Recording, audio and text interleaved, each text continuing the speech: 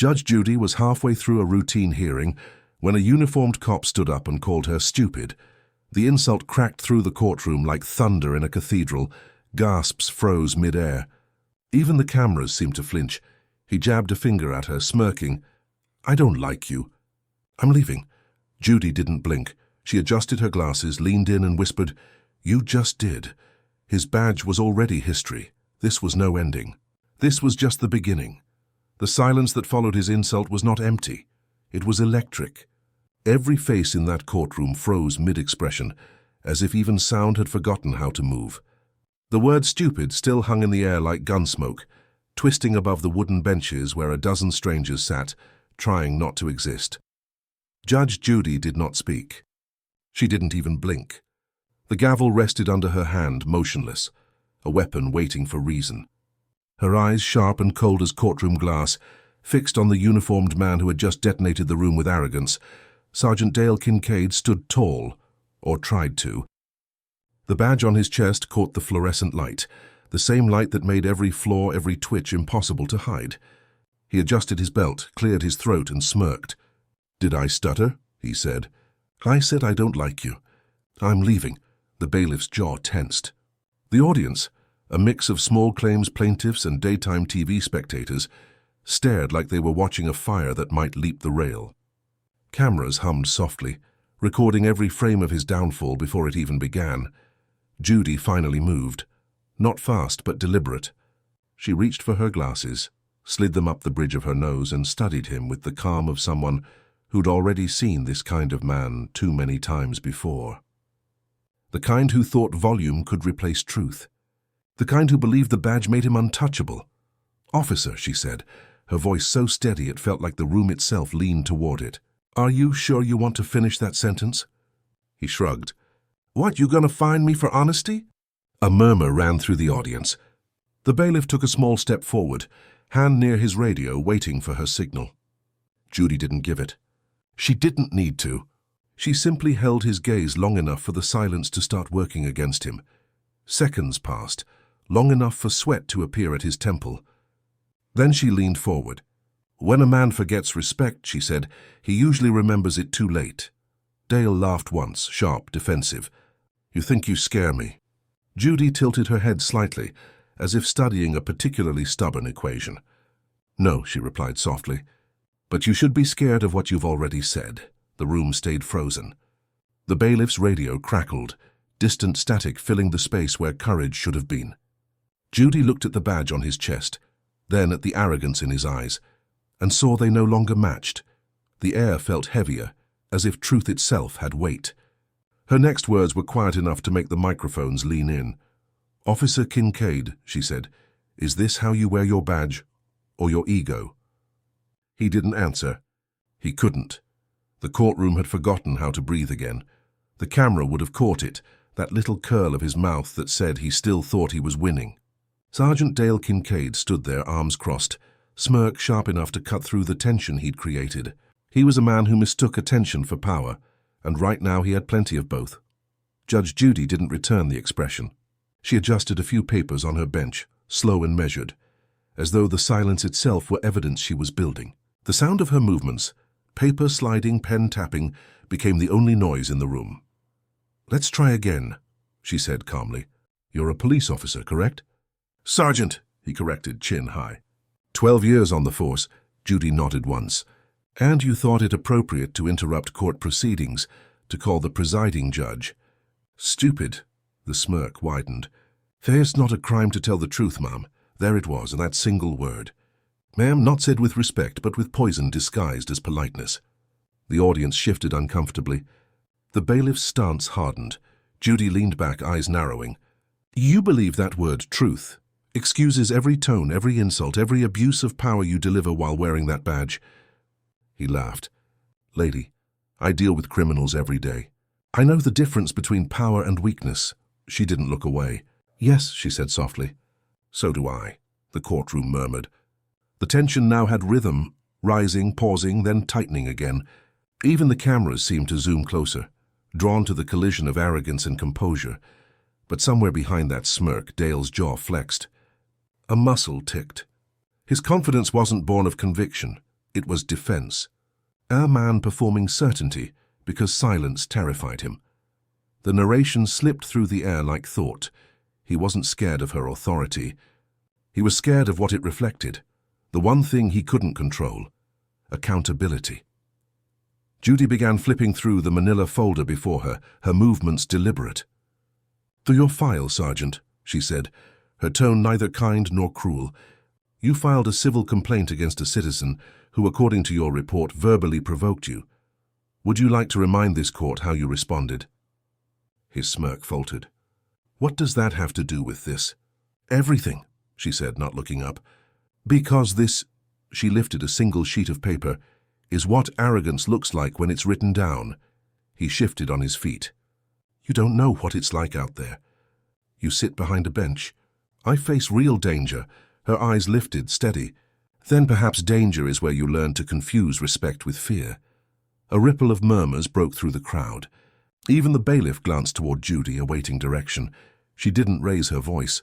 She didn't need to. "Tell me, Sergeant Kincaid," she said, "how many people have you spoken to this way, and without cameras watching?" The smirk was gone now, replaced by something rawer, tighter, irritation dressed as control. The silence stretched until the air felt thick enough to choke on. Judy closed the file slowly, the sound of the clasp snapping shut like a verdict. "Because if this report is accurate," she continued, "then we may not be discussing disrespect today, but misconduct." The color drained slightly from his face. "What report?" Her gaze locked on him, unblinking. "The one your department failed to mention, yet somehow found its way into this file." The bailiff's radio hissed quietly. The courtroom leaned forward, and just as Dale's confidence tried to recover, Judge Judy's fingers rested on that folder, the one that shouldn't have been there, and she said, almost gently, "Let's open it together." The folder hit the bench with a dull thud that felt heavier than paper. Its edges were worn, corners slightly curled, the kind of file that had seen too much truth to stay neat. The label on top read Kincaid, DT Internal Affairs, Confidential. A murmur swept through the room like a draft. Dale's eyes narrowed. "That's not supposed to be here," he said, trying for command but landing somewhere closer to panic. Judge Judy didn't look up. She peeled back the cover one page at a time, her silence cutting sharper than any accusation. Each turn of paper sounded like a clock, ticking toward something irreversible. "Confidential, you said," she murmured. "Interesting word. Usually means someone has something to hide." He stepped forward, hand half raised. "Ma'am, you have no jurisdiction over departmental records." She met his stare. "And yet here they are, Fiki, on my bench, in my courtroom, under oath." Her voice didn't rise. It simply grew colder, like glass fogging before it breaks. The cameras panned closer. You could see the confidence slipping from his posture, the slight hunch in his shoulders, the way his left hand twitched near his belt. The badge gleamed under the fluorescent lights, but its shine suddenly looked performative, almost desperate. Judy tapped a page with her pen. "This report says you were suspended for verbal misconduct following a citizen complaint." She paused. "Is that accurate?" He hesitated. It was exaggerated. People lie all the time to get officers in trouble. People lie, she agreed. But paperwork doesn't. Not when it's signed by your own commanding officer. He swallowed hard, his Adam's apple jerking like a caught wire. "You can't—" "I can," she interrupted, tone sharp but not loud. "Because what you did today doesn't exist in a vacuum, Sergeant. You called a judge stupid in open court. That arrogance didn't start here. It grew somewhere." The audience sat motionless, eyes flicking between the man and the judge like spectators at a slow-motion collision. Even the air conditioning hummed nervously. Dale tried a last defense. "This is just TV. You think this means something in the real world?" Judy leaned forward, elbows on the bench. "The real world," she said, "is built on moments exactly like this, when someone with power thinks cameras can't see through ego." Her pen tapped the page once, twice. "Tell me, Sergeant, why does this report end abruptly? Where's the final disposition?" He froze, the color drained from his face. "It's not relevant." "Not relevant?" she repeated, voice soft as silk, deadly as fact. "Or not flattering?" The bailiff shifted his stance. Someone coughed in the back, and the sound felt sacrilegious. Judy flipped another page, stopping at a red tab. She read silently for several seconds. long enough for every heartbeat in the room to sink to hers. Then she closed the folder gently and looked straight at him. "Perhaps we should call internal affairs and confirm what your memory seems to have misplaced."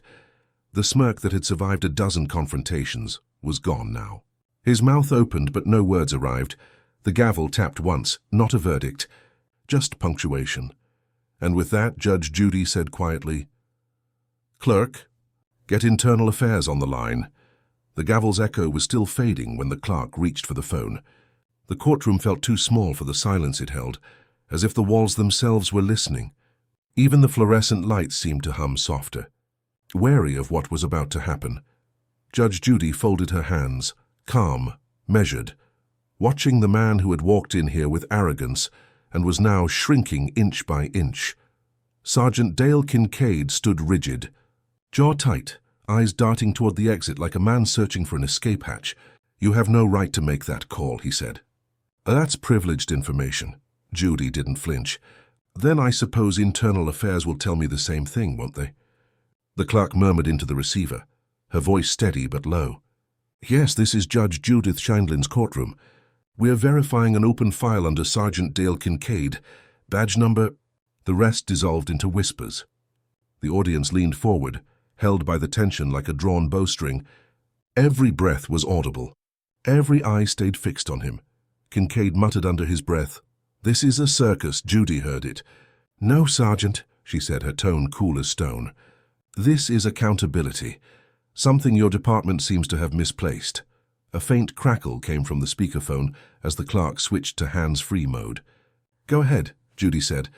The voice on the other end was male, crisp, professional, the kind of tone that carried weight even through static. "Yes, we have a record for Sergeant Dale Kincaid. Prior suspension, 2 written warnings, and 1 unresolved civilian complaint under review." The words dropped like stones. The room reacted as one, a collective inhale, a stunned murmur. Even the bailiff's eyes flicked upward, surprised. Kincaid's face flushed red. "That's classified." "You can't—" "Correction," Judy interrupted. "It's not classified when the subject brings his behavior into public record." The voice on the phone continued. "The unresolved complaint references verbal misconduct toward a civilian female during a routine traffic stop. The complainant alleged intimidation and harassment." The camera cut to the woman in the gallery, the same one who'd been silent since the beginning. Her hand trembled against her purse strap, recognition flickering behind her eyes. Kincaid saw her too. For the first time, his bravado cracked. "She's lying," he snapped. "You don't know her." Judy's gaze sharpened. "No," she said slowly. "But you do." He turned toward her, face twisting. "This is entrapment. You can't ambush me with—" "Ambush?" Judy echoed. "Truth doesn't ambush, Sergeant. It waits." The line from Internal Affairs went quiet. The sound of the disconnection was louder than any gavel. Judy looked down at the file again, then back up at him. "This isn't the only secret in here," she said softly. He froze. "What do you mean?"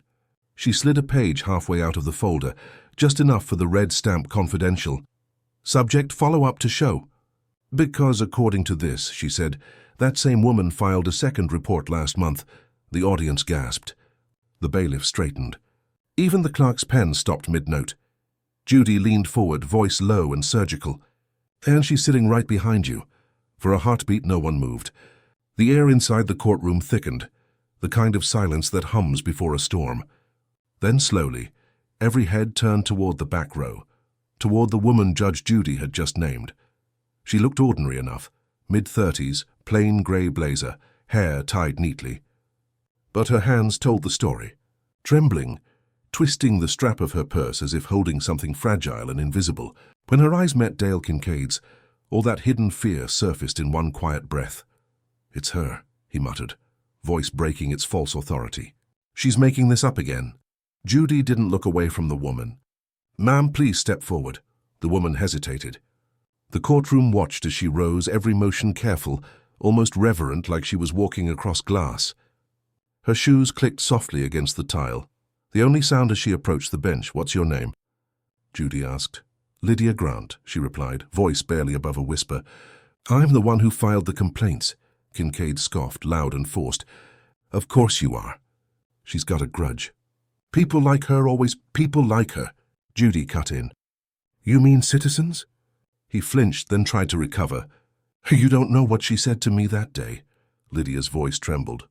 I said you shouldn't yell at my son. He was 12. That sentence landed like a strike of lightning. The audience gasped. Even the bailiff's eyes flickered, caught off guard by the simplicity of it. Judy's expression softened just slightly. What happened next, Miss Grant? Lydia swallowed, her throat visibly tightening. He leaned into my car, shouted that I was unfit to raise a kid, said I was lucky he didn't arrest me for disrespecting an officer. She blinked back tears that didn't fall. I told him he was scaring my son. And he laughed, Dale's jaw set. She's exaggerating. Then explain why your own body cam recorded half of it, Judy said. The courtroom murmured again, like a ripple of conscience moving through the crowd. Lydia's shoulders lifted, not with defiance but relief. The truth had found a voice. Judy leaned forward. When was your second complaint filed? Lydia hesitated. 2 weeks ago? After he showed up at my work parking lot. The sound of that sentence broke whatever composure Dale had left. That's not true, he barked. I was doing security detail. Judy's eyes locked on him. At her office building? He faltered. Coincidence. Coincidences don't follow people home, she replied. Lydia's voice steadied. He told me to withdraw the report or he'd make me regret wasting his time. Gasps filled the gallery. The tension turned dense, the kind of silence that carries danger in its core. Judy didn't raise her voice. She simply said, You told this woman you didn't like her. You told me the same thing. I'm starting to see a pattern, Sergeant. He took a step forward, furious. You're not the law here. Her tone didn't change. Then you've misunderstood the definition of law. She lifted the file once more, tapped the top page with a single manicured finger, and said almost gently, You said you don't like me, Sergeant Kincaid. Let's see if you like the truth. The gavel struck once, sharp, echoing, and for the first time Dale Kincaid didn't look defiant. He looked cornered. The echo of the gavel still lingered when Judge Judy rose from her bench. The movement was slow, deliberate, a shift in gravity. Every eye followed her as she stepped down, heels clicking like the second hand of a clock winding toward reckoning. Sergeant Kincaid, she said, approach the bench. He hesitated, eyes darting toward the gallery, as if someone might intervene. No one did. Even the cameras seemed to lean closer, recording the unraveling of a man who once believed he couldn't be touched. He took a reluctant step forward, then another. The space between them closed until only her desk separated arrogance from authority. The polished wood reflected them both. His uniform, her robe, two symbols of power facing off, their reflections overlapping like truth confronting disguise. Judy placed the folder aside and gestured toward his badge. That piece of metal, she said quietly, is supposed to represent service, not superiority. Dale forced a smile, the kind that hides desperation behind teeth. You wouldn't understand. You sit behind a desk. I deal with people who lie and spit in your face for a living. Her voice didn't rise. Then perhaps that's why you forgot what your job actually was. She leaned forward, her reflection sharp against the desk's surface. To serve and protect, not to humiliate and control. He scoffed, trying to reassemble his confidence. You think one angry woman and a few rumors mean anything? I've seen worse. Judy's gaze didn't waver. I don't doubt that. But tell me, when did seeing worse start making you become worse? The question sliced through his composure. His lips parted, but no sound came. The audience shifted uneasily. Lydia sat perfectly still, fingers clasped as if holding her breath for justice. Judy stepped closer. I've sat across from criminals, liars, narcissists, and bullies, but arrogance in a uniform. She shook her head slightly. That's the most dangerous kind. He blinked, his jaw trembling for the first time. You're twisting this. You don't know what it's like to wear this badge. She reached out slowly and picked it up. The same badge that had fallen from his chest earlier when his temper flared. The metal glinted in the light, catching both their faces in its surface. His tense and cornered. Hers calm and unyielding. It's heavier than you remember, isn't it? She said softly. Because it's supposed to carry more than your pride. He opened his mouth, but she kept talking, her words cutting clean. Respect isn't granted by a badge. It's earned by character. You came in here demanding respect, and every word you've spoken since has lost you more of it." Her voice dropped lower, almost a whisper. "Do you still deserve this, Sergeant?" He didn't answer. His eyes flickered between her face and the reflection of his own, the one now staring back from the badge's mirrored surface. For the first time, he didn't like what he saw. Judy set the badge down gently, like a truth laid bare. She turned toward the audience, not for drama, but for clarity. "Power without humility," she said, "is just ego on official stationery." The gavel hit once, soft but final. The silence afterward wasn't victory, it was realization. If you were sitting in that courtroom, would you defend him, or let silence do the talking? The badge still glimmered on the desk, a silent mirror no one wanted to look into. Sergeant Dale Kincaid stood there, arms stiff at his sides, face pale under courtroom light. The bravado that had filled the room like smoke was thinning fast, replaced by something rawer, quieter. Judge Judy didn't move. She let the silence breathe. It was her sharpest tool, sharper than any gavel, sharper than any insult he'd ever thrown. Silence stripped men like Kincaid bare, revealing what loudness was meant to hide. When she finally spoke, her voice was calm enough to be cruel. "Tell me, Sergeant," she said, "when you swore your oath, did you imagine it came with permission to belittle people?" He swallowed, the sound audible through the microphones. "You don't know what it's like out there," he muttered. "You get spit on, cursed at. People test you." "Then perhaps you've been tested," she replied, "and you failed." A low murmur rippled through the gallery. The bailiff's eyes flicked between them, between an officer stripped of his armor and a judge who'd seen too many like him before. Dale clenched his fists. "You think you're better than me because you wear a robe?" "No," she said, "because I remember why I wear it." The words hit harder than any shout could. He looked away, jaw twitching. The audience could almost see his thoughts, the gears of pride grinding against the friction of truth. Judy's voice softened just slightly. "When was the last time someone told you no, Sergeant?" He frowned. "Excuse me?" "You heard me. When was the last time someone looked you in the eye and told you that you were wrong?" He said nothing. His silence was the answer. "Arrogance," she continued, "isn't strength. It's fear dressed up in confidence. And right now you look terrified. That pierced deeper than any accusation." His breath caught. His hands trembled. The cameras captured it all. The exact second a man used to command realized he was being measured instead. The gallery was so still, even the hum of the air vents sounded loud. Judy's pen tapped against the desk once. "Your entire defense today has been noise," she said. "Let's try something different. Honesty." His eyes flickered up to her. "You don't want the truth," he said, almost whispering. "You just want to embarrass me." She leaned forward, voice cutting like a blade through fog. "No, Sergeant!" "You did that the moment you opened your mouth." His lips trembled. For a flicker of a second, there was something almost human behind the anger. Regret, maybe, or recognition, and then it shattered. He slammed a hand on the desk. "I don't have to take this from you." The bailiff tensed, taking a single step forward. Judy didn't move an inch. Her stare alone steadied the air. "You're right," she said calmly. "You don't have to take it, but you will face it." The tension was so thick it almost buzzed. Then a sound. From the back of the courtroom, a voice clear and weighted broke through the stillness. "Judge," it said, "I need to speak." Everyone turned. A man in plain clothes stood near the gallery door, eyes locked on Dale. Judy's tone didn't waver. "And you are?" The man's voice was steady. His former partner. The entire room exhaled in disbelief. Dale froze. "You're not supposed to be here," he hissed, but his partner kept walking forward, one measured step at a time. And just like that, the last of Dale's armor began to crack. The door closed behind him with a click that sounded almost ceremonial. A man in his early 40s walked down the aisle toward the witness stand, steady, deliberate, as though each step weighed a decision he'd already made. The courtroom, still vibrating with the echo of his words, fell into reverent silence. Judge Judy studied him as he approached. "Name?" she asked.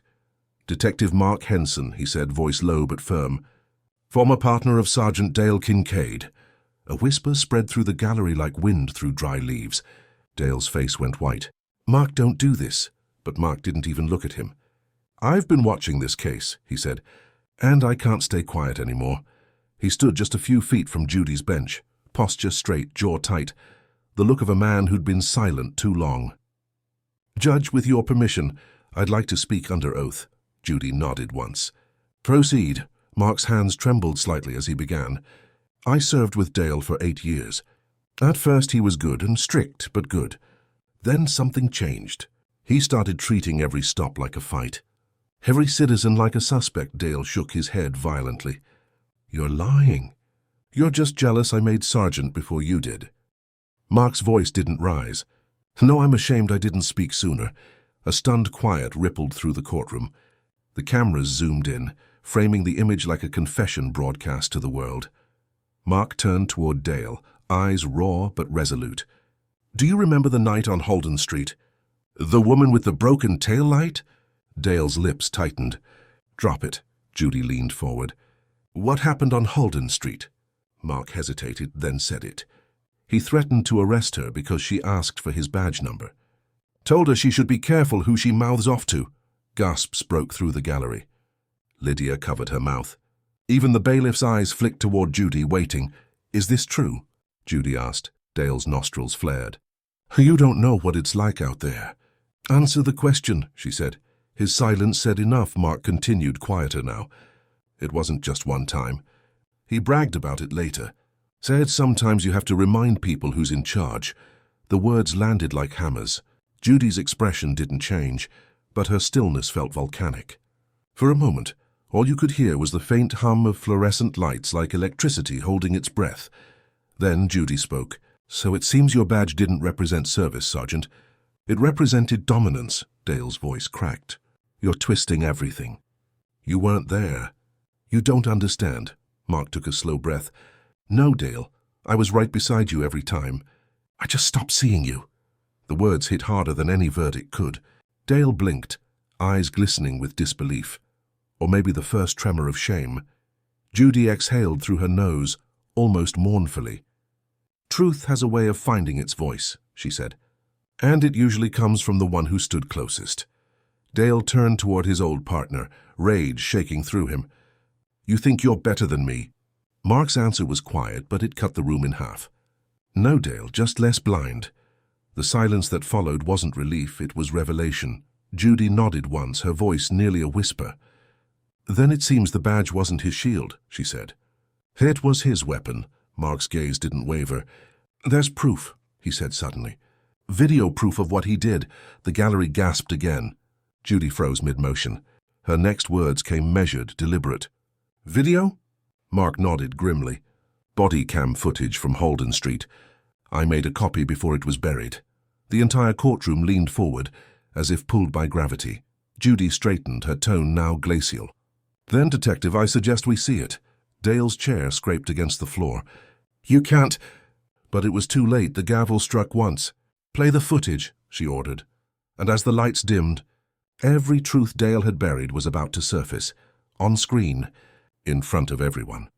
The courtroom lights dimmed until only the blue glow of the monitor remained. Faces blurred into shadow, and all that existed was the hum of the television and the trembling stillness of what was about to play. Judge Judy gave a small nod to the bailiff. "Roll it." The video flickered to life, grainy at first, then sharp. The timestamp read Holden Street, 11:42 p.m.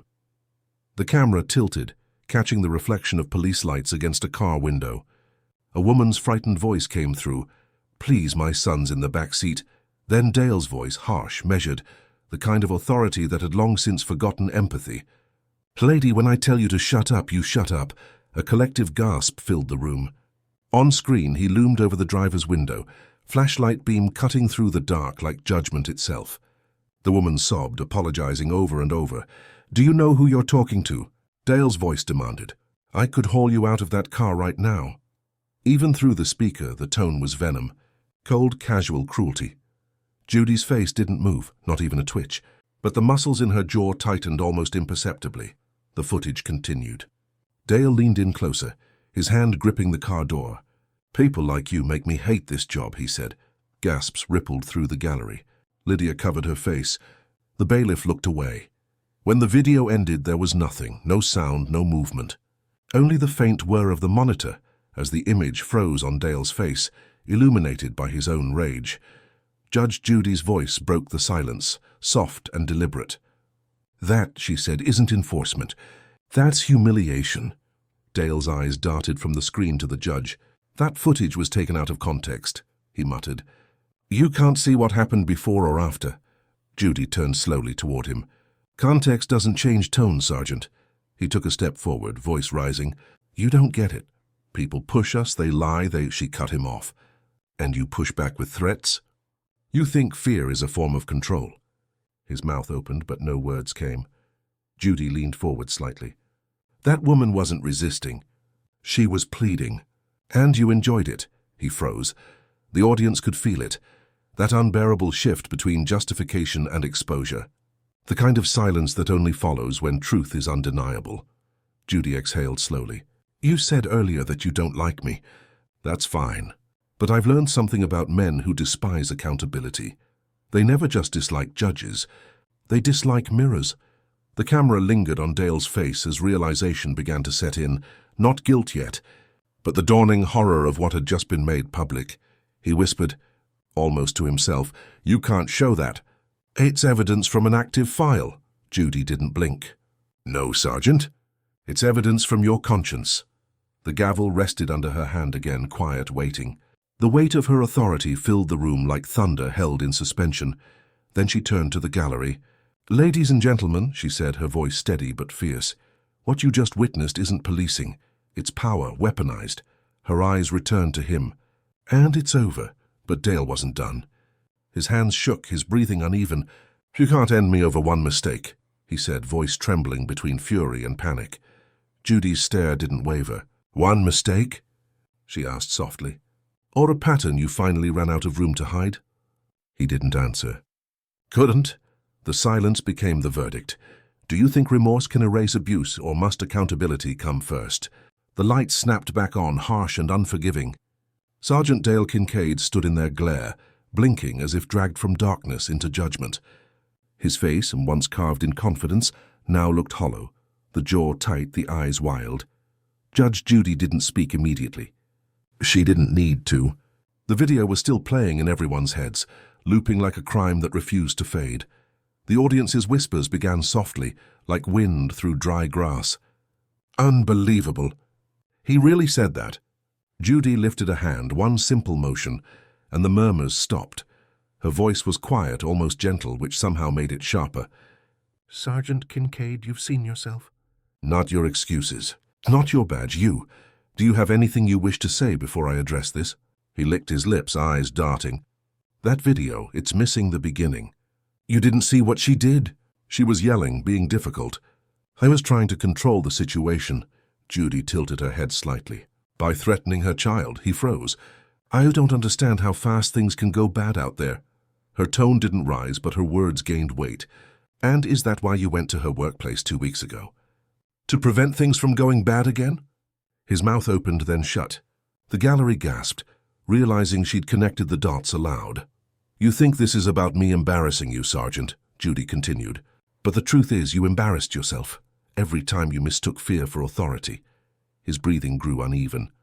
The composure that had once filled the room like smoke was gone, replaced by the rasp of panic. "You're twisting everything." You don't know what I've been through." Judy leaned back slightly, studying him. "You're right. I don't know your story. But I know this. When your pain becomes someone else's punishment, it's no longer pain. For it's corruption." That word hung there. Corruption, heavier than any accusation. He stepped forward. "You think sitting behind a bench gives you moral superiority. You don't have to make split-second decisions." "No," she said calmly. "I make lasting ones." The courtroom fell silent again. The tension wasn't just between two people anymore. It filled every seat, every space, as if the walls themselves were closing in around the man unraveling in uniform. Dale rubbed a hand across his forehead, voice breaking. "I've given everything to this job. My marriage, my sleep, my sanity. And now you want to take my career because of one bad night." "One bad night," Judy repeated, "is one too many when someone innocent suffers because of it." He looked down at the desk, at the badge lying there. His reflection wavered in the metal, fragmented. "You don't get it," he whispered. Judy's eyes softened, not with pity but truth. "Maybe not. But the law does, and it remembers everything you try to forget." She gestured to the clerk. "Bring me the envelope labeled Departmental Records, Supplement A." The clerk approached with a thick envelope marked in blue ink. Judy tore it open, scanning the top page. Her brows lowered. "Sergeant," she said slowly, "you signed this last month, didn't you?" He blinked. I don't know what that is." She lifted the paper, turning it so the courtroom could see the bold header, Resignation Agreement Conditional. Gasps erupted again. Judy's tone sharpened, but her voice remained calm. "You agreed to resign if further misconduct surfaced. You knew this day might come, didn't you?" His silence was answer enough. The cameras zoomed in. His face, once smug, now ghost-pale, filled the frame like a man watching the last wall collapse. "Let's read it together," Judy said softly.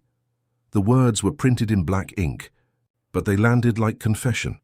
The paper trembled slightly in Judge Judy's hand as she unfolded it, not from nerves, but from the weight of what it contained. The sound of the crease breaking was louder than anyone expected.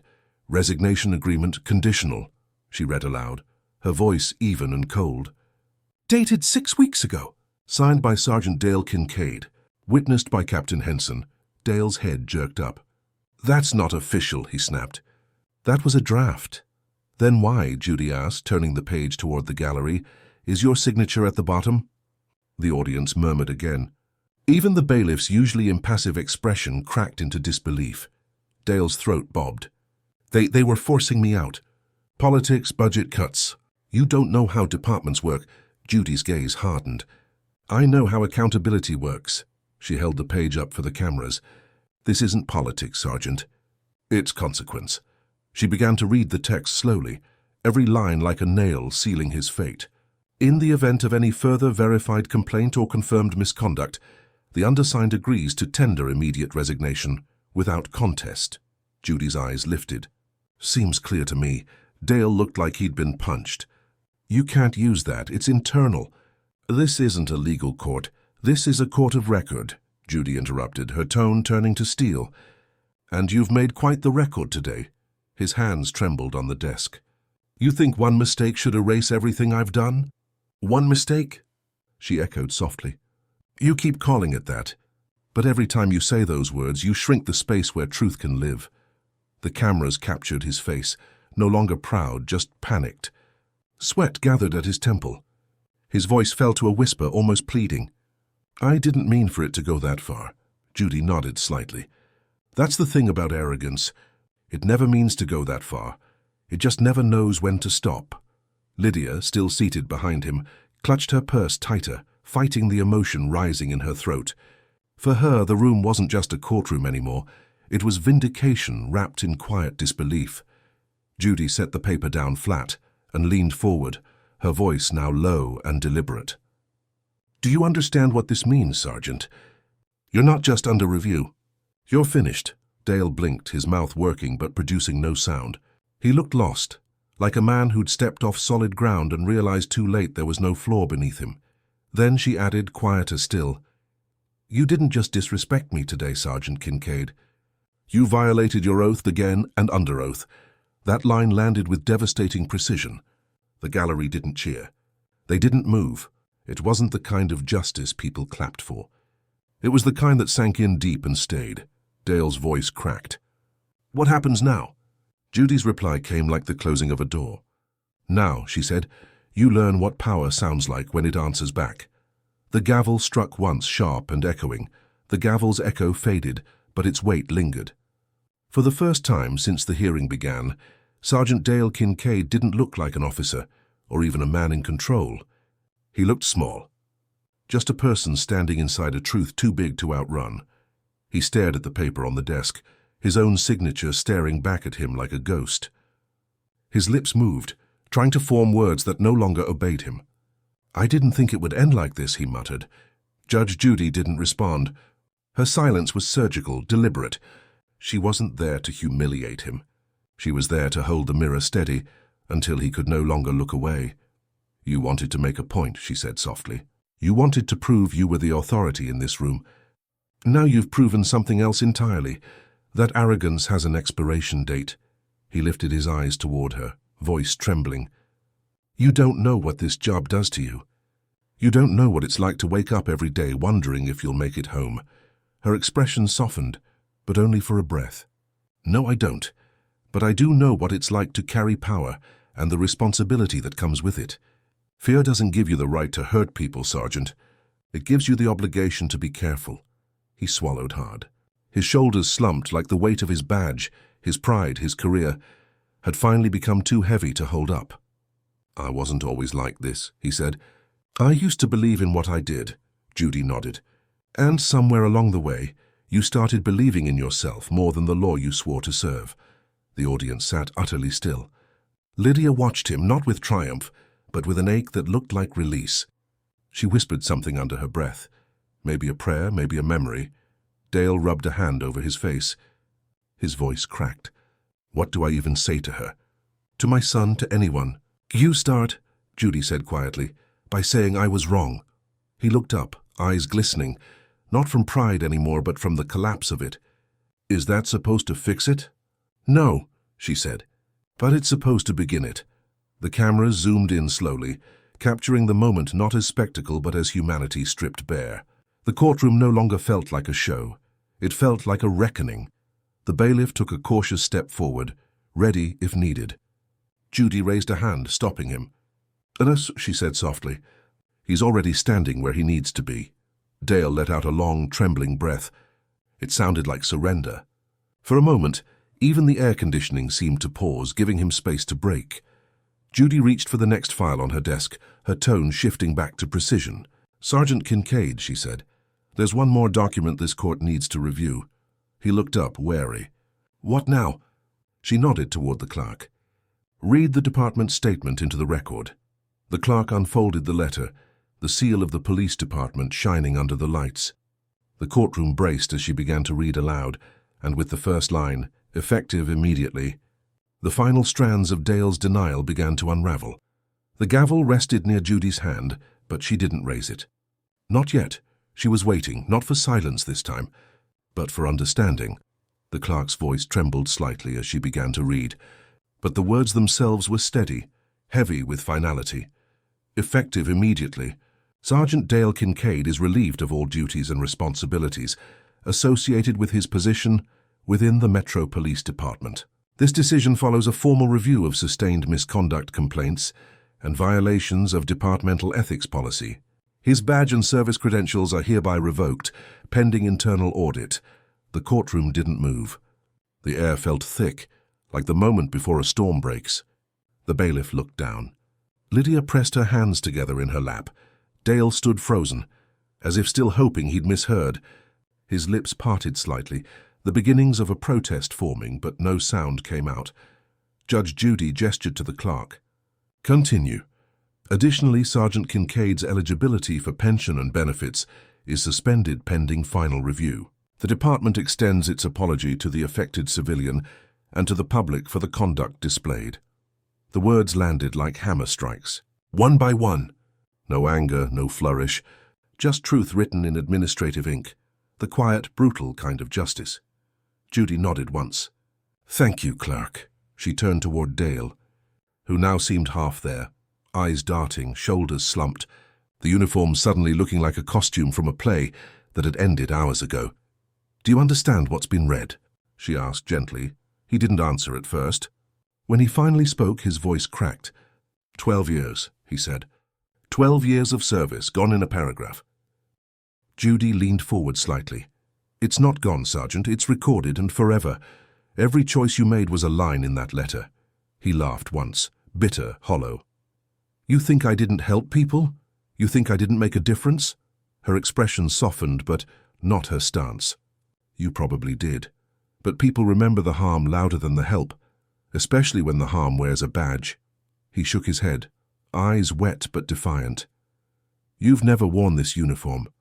You don't know what it means." Judy's voice stayed calm. "I know exactly what it means. It means responsibility. And the moment you used it to silence someone instead of serve them, you broke your own oath." The courtroom remained silent, except for the faint buzz of the cameras still rolling, capturing every detail of the fall.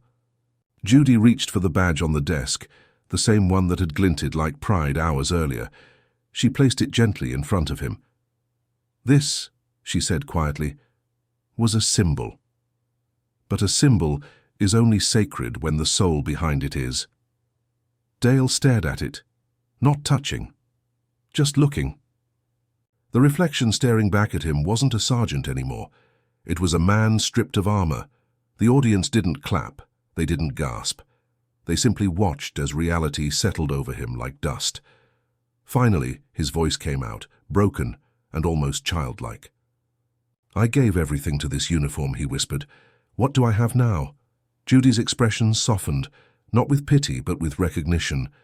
"Now," she said quietly, "you have a choice, to learn who you are without it." The gavel hovered over the desk but didn't fall yet. The lesson wasn't over. The clerk's voice trembled slightly as she began to read, but the words themselves were steady, heavy with finality. Effective immediately, Sergeant Dale Kincaid is relieved of all duties and responsibilities associated with his position within the Metro Police Department. This decision follows a formal review of sustained misconduct complaints and violations of departmental ethics policy. His badge and service credentials are hereby revoked pending internal audit. The courtroom didn't move. The air felt thick, like the moment before a storm breaks. The bailiff looked down. Lydia pressed her hands together in her lap. Dale stood frozen, as if still hoping he'd misheard. His lips parted slightly, the beginnings of a protest forming, but no sound came out. Judge Judy gestured to the clerk. "Continue. Additionally, Sergeant Kincaid's eligibility for pension and benefits is suspended pending final review. The department extends its apology to the affected civilian and to the public for the conduct displayed." The words landed like hammer strikes. One by one, no anger, no flourish, just truth written in administrative ink, the quiet, brutal kind of justice. Judy nodded once. "Thank you, clerk." She turned toward Dale, who now seemed half there, eyes darting, shoulders slumped, the uniform suddenly looking like a costume from a play that had ended hours ago. "Do you understand what's been read?" she asked gently. He didn't answer at first. When he finally spoke, his voice cracked. 12 years, he said. 12 years of service, gone in a paragraph. Judy leaned forward slightly. "It's not gone, Sergeant. It's recorded and forever. Every choice you made was a line in that letter." He laughed once, bitter, hollow. "You think I didn't help people? You think I didn't make a difference?" Her expression softened, but not her stance. "You probably did. But people remember the harm louder than the help, especially when the harm wears a badge." He shook his head, eyes wet but defiant. "You've never worn this uniform. You don't know what it means." Judy's voice stayed calm. "I know exactly what it means. It means responsibility, and the moment you used it to silence someone instead of serve them, you broke your own oath." The courtroom remained silent, except for the faint buzz of the cameras still rolling, capturing every detail of the fall. Judy reached for the badge on the desk, the same one that had glinted like pride hours earlier. She placed it gently in front of him. "This," she said quietly, "was a symbol. But a symbol is only sacred when the soul behind it is." Dale stared at it, not touching, just looking. The reflection staring back at him wasn't a sergeant anymore. It was a man stripped of armor. The audience didn't clap, they didn't gasp. They simply watched as reality settled over him like dust. Finally, his voice came out, broken and almost childlike. "I gave everything to this uniform," he whispered.